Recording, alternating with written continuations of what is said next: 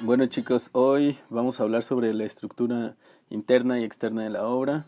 Estamos oyendo un poco a Bob Marley, que bueno, hoy amanecí un poco con ese gusto. Las palabras clave que vamos a revisar son estas: forma, fondo, personajes, narrador, tiempo, atmósfera, motivo y bueno, asunto. Así comienza la clase y espero paz para todos. Paz.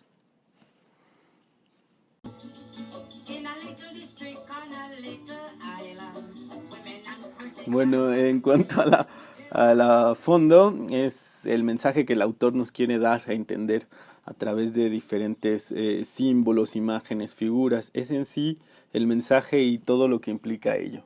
Entonces, de pronto tenemos esto que es fondo, que es lo que está más allá. Lo importante, o la palabra clave, aquí será mensaje. ¿Vale, chicos? Es como el autor quiere dar a entender un concepto, o sea, un mensaje, y cómo lo expresa a través de símbolos, imágenes y figuras. En cuanto a la forma, tenemos más bien que son los elementos o recursos para entregar un mensaje, hacerlo más bello y transmitir el mensaje con un placer estético, que no nada más sea prácticamente un telegrama o un telegram, sino que tenga todos estos otros elementos que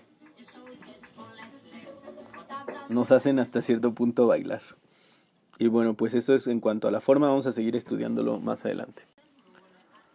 En cuanto a la literatura, pues evidentemente que es la parte donde nos interesa, será la disposición de las palabras para hacer bello el lenguaje. Esto tiene una musicalidad, un ritmo, una rima y unas figuras literarias que serán las que estaremos o ya hemos revisado.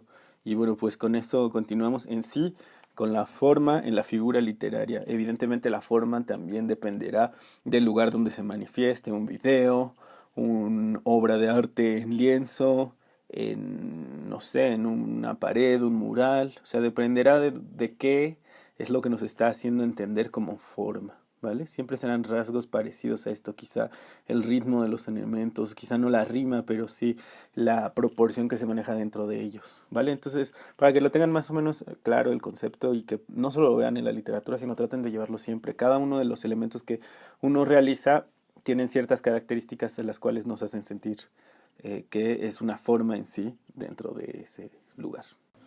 Bueno, en cuanto a los elementos de la forma en la literatura, pues tiene que ver el título, cómo se relaciona con la obra, los argumentos en la literatura, que será la paráfrasis del texto, sobre qué trata y cuáles son nuestras interpretaciones y cómo es que nosotros entendemos la obra con nuestras propias palabras, sí, basándonos en lo que hemos leído o lo que conocemos sobre otros lugares. Es como la forma de, evidentemente, demostrar nuestra evidencia empírica, nuestro conocimiento profundo o no, sobre un tema o sobre un título o sobre una obra en sí.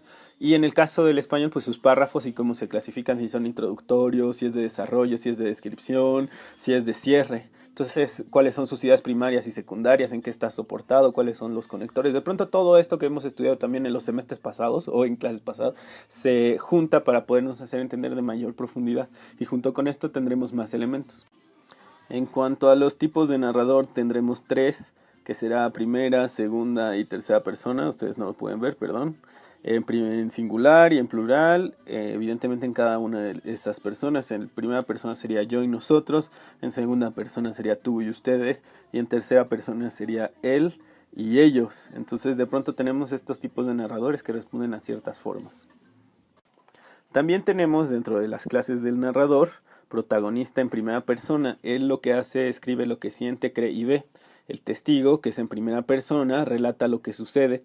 El objetivo, en tercera persona, relata todo como visto desde fuera, que no tiene una cualidad o una interesa.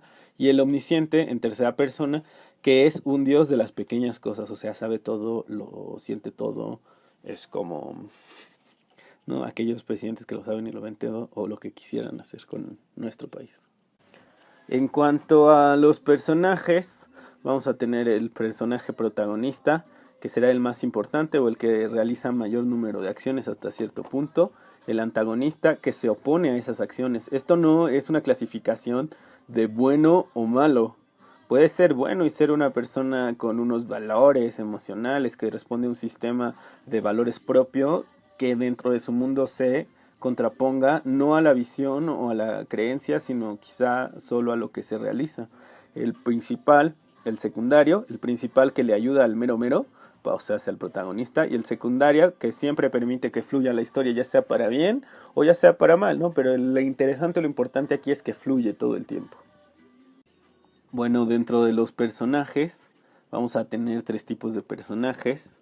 El incidental, que son esos extras, o sea, soy importante porque aparecí en la obra, pero solo aparecí como Roca 1, pero aparecí.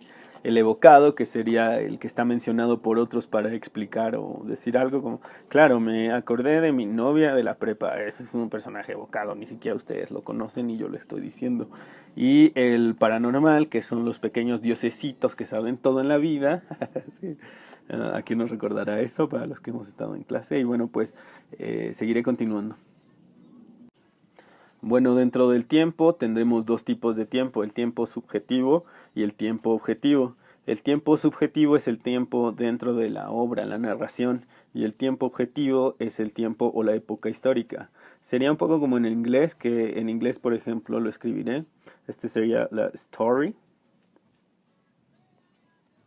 y este sería la history. High story.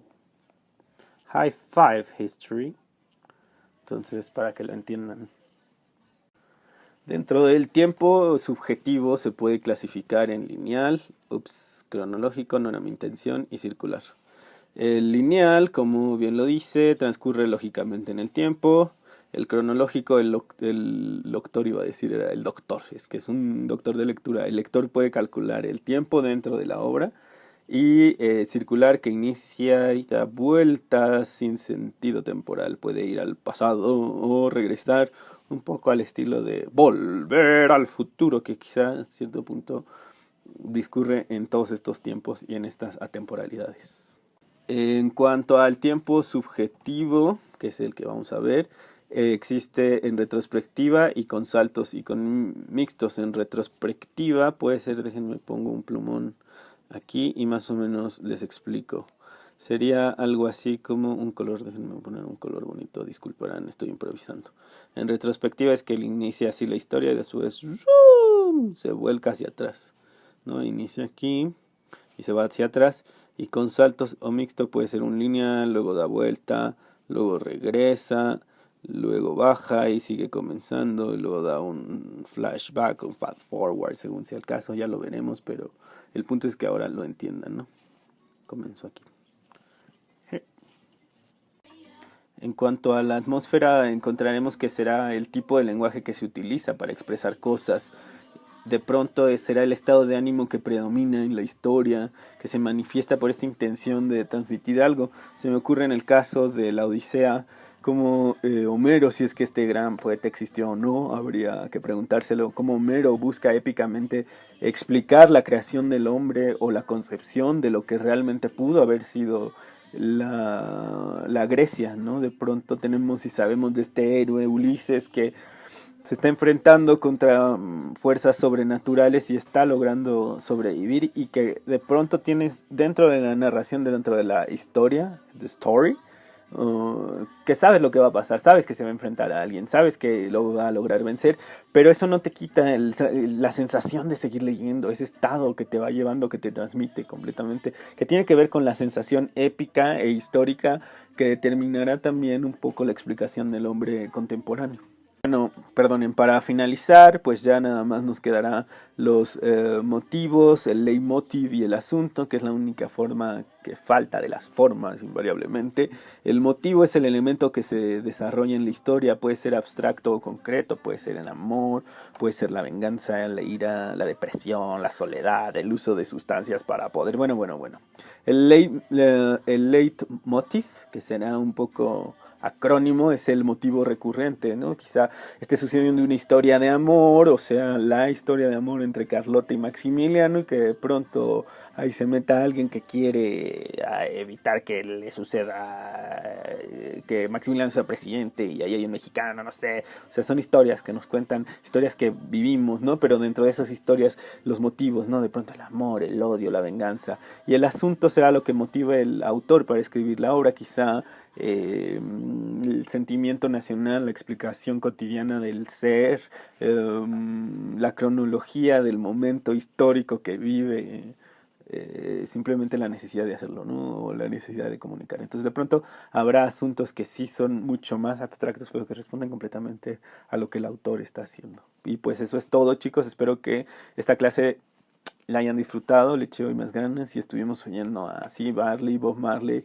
y unas cuantas bandas de calipso que encontré que se llaman Chin Calypso Sextet de aquellos viejos tiempos. Espero les guste, cuídense.